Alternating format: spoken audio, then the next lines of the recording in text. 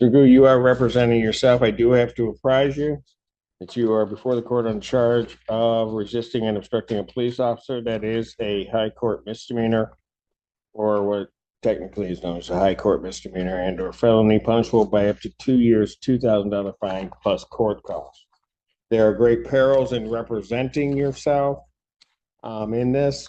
You have to understand that I am going to treat you the same as though you know the laws and the rules of evidence. I will not treat you worse because you are not represented. I will not treat you better or grant any favors or try to clarify anything for you.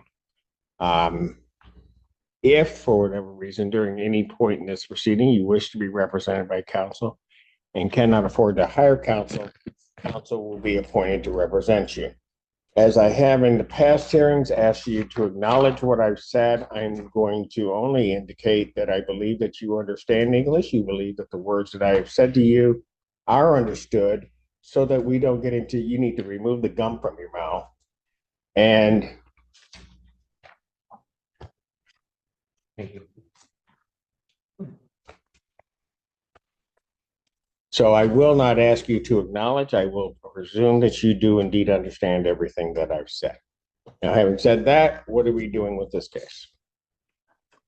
I'd like to move for evidentiary hearing or prelim. You wish to have a preliminary examination? Preliminary examination, yes, sir. But do people have their witnesses available the second?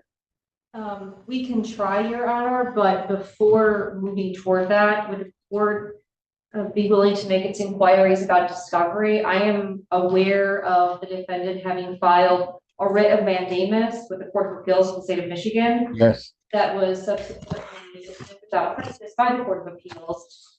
Correct. Contained within that, though, there are allegations that my office has violated its Brady obligations and has not provided sufficient discovery.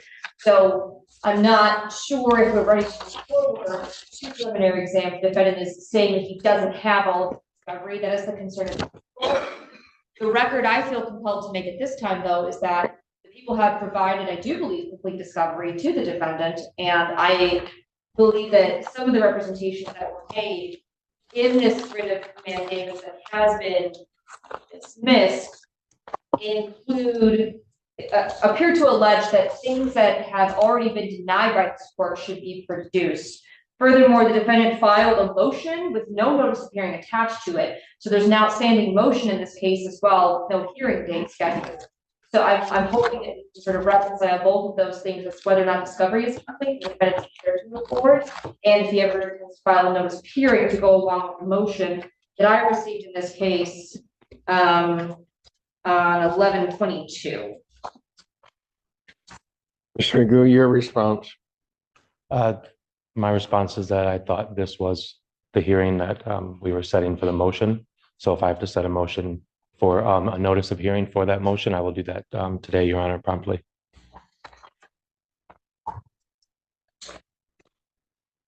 What about discovery?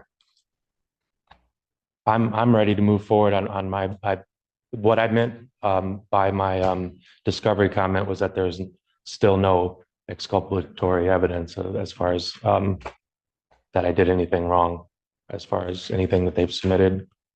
So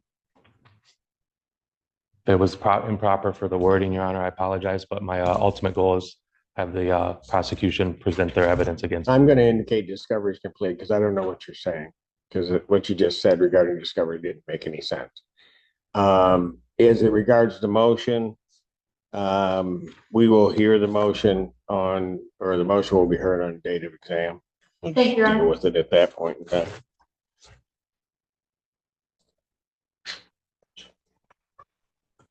So the people would have their witnesses available on the second. We can try for the second, Your Honor.